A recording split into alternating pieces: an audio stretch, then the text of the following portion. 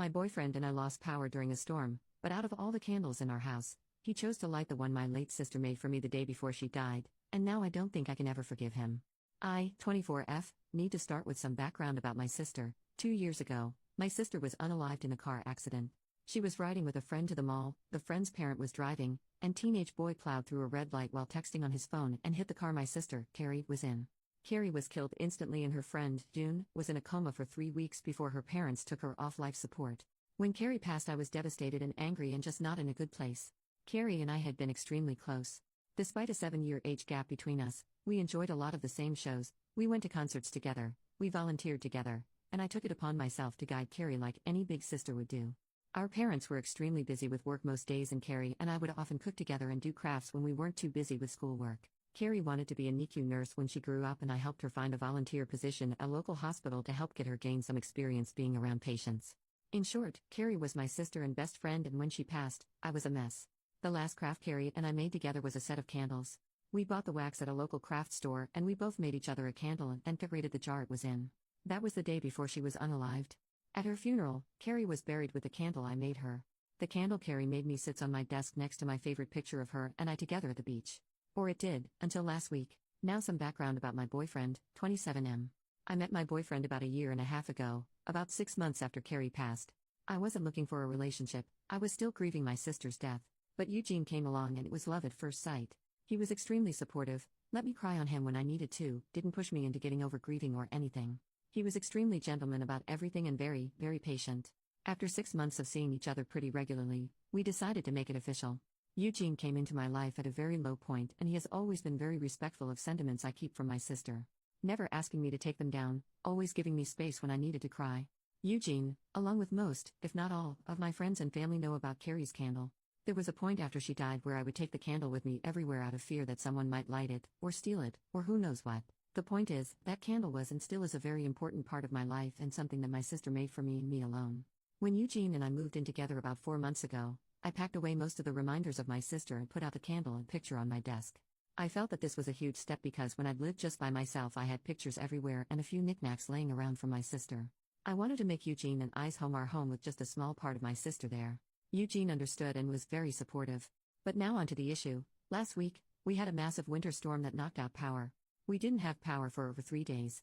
The power was knocked out at Eugene and I's house while I was at work, which did not lose power.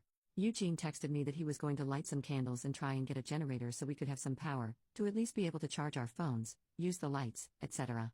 Now, we have probably over 30 candles in our house. I'm a huge fan of sales, and when Bath & Body Works has a candle sale, I like to stock up and get a range of scents. We have candles scattered all over our house. In the room where my desk is, there are no candles aside from the one Carrie made me. None at all, and there never has been. This room is also downstairs, where Eugene doesn't spend a lot of time, his desk is upstairs.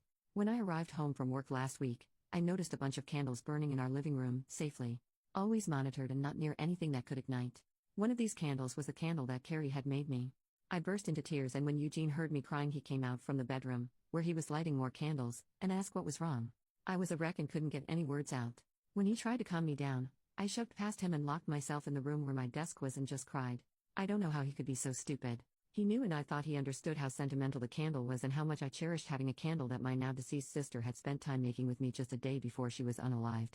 I haven't been able to speak to Eugene since it happened, Tuesday of last week. He has tried to explain why he did it, because he needed candles to be able to see, but I just can't wrap my head around it. He hadn't gotten into the large candle stash I have upstairs right by the living room where Carrie's candle was, but went downstairs, out of the way to grab the most sentimental, cherished item I have. The candle was burning most of the day while I was at work and is now melted and pretty much gone.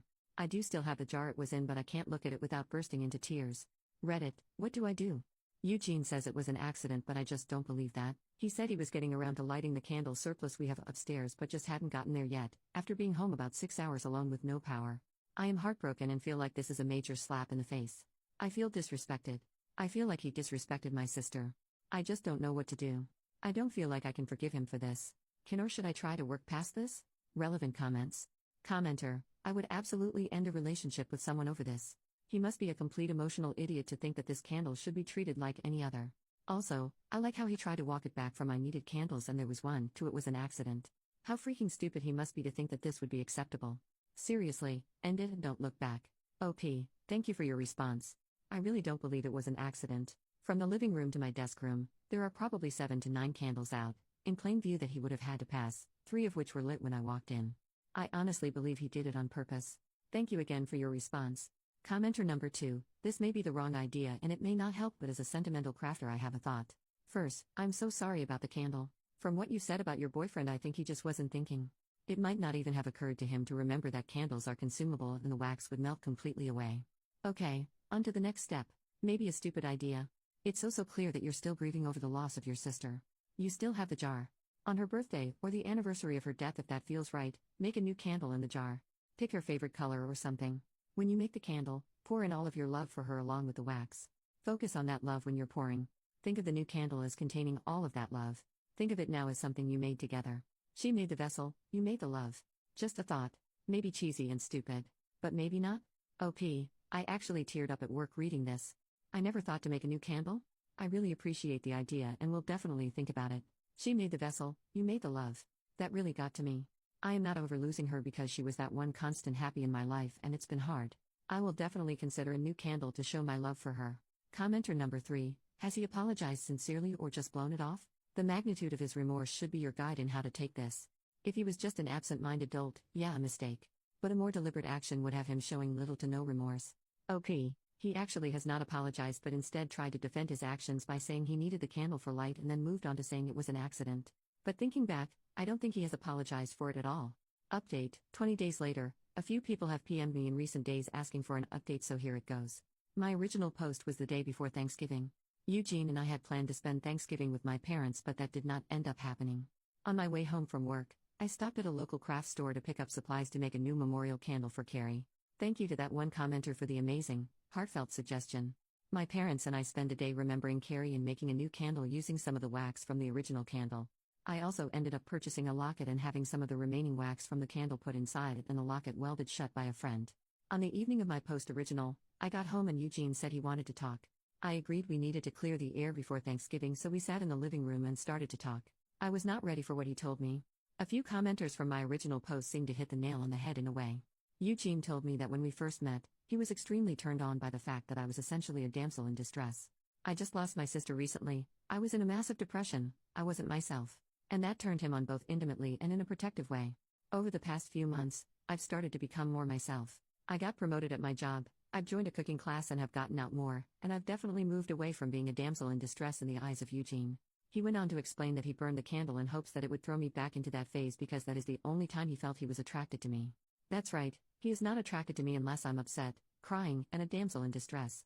When I prodded for more information, he told me that everyone prior to me that he had dated had either just experienced a loss or was in need of rescuing. Eugene told me he was no longer attracted to me. He dreaded being intimate with me because he could no longer be the hero that was rescuing me, which is what turned him on in the first place. He didn't like going public with me because I had started to put myself together more, like not just wearing a t-shirt and jeans like I did when depressed, and that attracted the stares of other men that he saw as a threat, taking away his damsel in distress. Eugene had a whole laundry list of things he hated doing now because I wasn't in a funk anymore. I told him if that was the case then we needed to break up. He agreed and said he would go stay with a friend until he could make new living arrangements. My name is the only one on our house and I told him I would give him 60 days to vacate the house, which he agreed was fair. Over the past few weeks, I've spent a lot of time with my parents and with close friends. I don't really feel like I've been dumped or broke up with someone. I just feel like me. Carrie's candle sits on my desk where the original was and I wear the locket every day. Thank you Reddit for listening. I appreciate it more than you know. Top comment, hey, so, in a way, your sister's candle was a warning light so that you catch on to how screwed up Eugene actually is.